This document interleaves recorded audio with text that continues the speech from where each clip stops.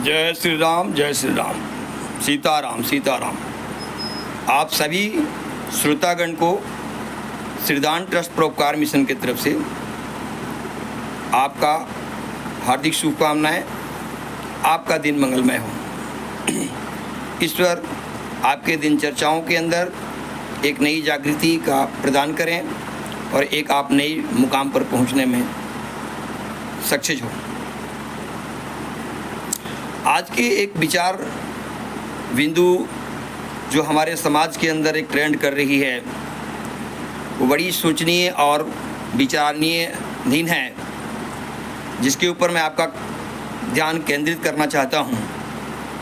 आप सभी देश के नवयुवक और सभी वर्ग के लोगों से ये मेरी गुजारिश है कि इन विषयों को ध्यान में रखें और इसके ऊपर में अपना राय, अपना उत्तरदायित्व जो है और सरकार के तरफ से जो भी सुविधाएं दी जा रही है, जो ज़रूरत की चीज़ें हैं, उनको अपना हक समझ करके लेने का कोशिश करें।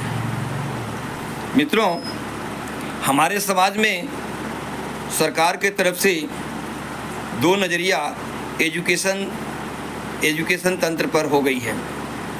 एजुकेशन तंत्र ही एक ऐसा, शिक्षा का विभाग ही एक ऐसा विभाग है, शिक्षा ही एक ऐसा मूल तत्व है आपके जीवन में जो किसी भी राष्ट्र को उसको महागुरु बनने से कोई रोक नहीं सकता है। हम भारत के लोग, हम देशवासी, सरकार जो भारत की जनता को लीड कर रही है वो विश्व गुरु देखने का सपना कर रही है। अच्छी बात है, होना भी चाहिए, लेकिन एजुकेशन प्रणाली को दूषित करके आप विश्व गुरु नहीं बन सकते हैं। विश्व गुरु होने के लिए सबसे पहले आपको अपने घर के जो एजुकेशन तंत्र है, जो आपके समाज के, आपके राष्ट्र के एजुकेशन तंत्र है, उसको मजबूत करना होगा।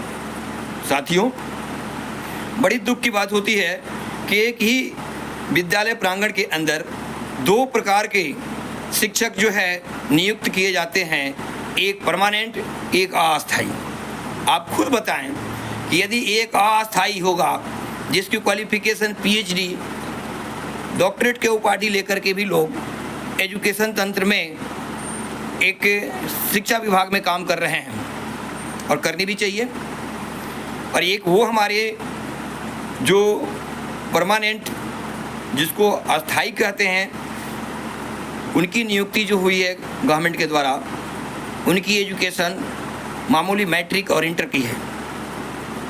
मुश्किल से ग्रेजुएशन तक वो पहुंच पाते हैं और ग्रेजुएशन पहुंचने वाले में संख्या मात्र 30% ही होगी, इससे ऊपर नहीं हो सकती है। 10+2 और 10 के लोग ही जो है, जितने भी पहले के नियोजित शिक्षक हैं वो पढ़ा रहे हैं। अब एक ही विद्यालय प्रांगण में पढ़ाने वाले दो प्रकार के जो है हमने जो है गुरुएं रख दिया।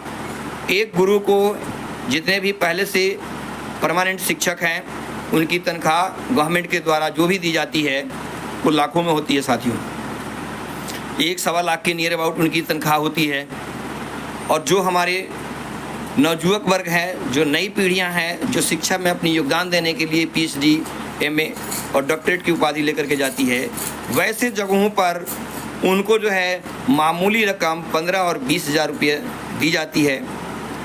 आप खुद सोचिए कि 15-20 हज़ार रुपया जो लेने वाला व्यक्ति है वो काफ़ी हायर एजुकेशन पार्ट पर वो काम कर रहा है।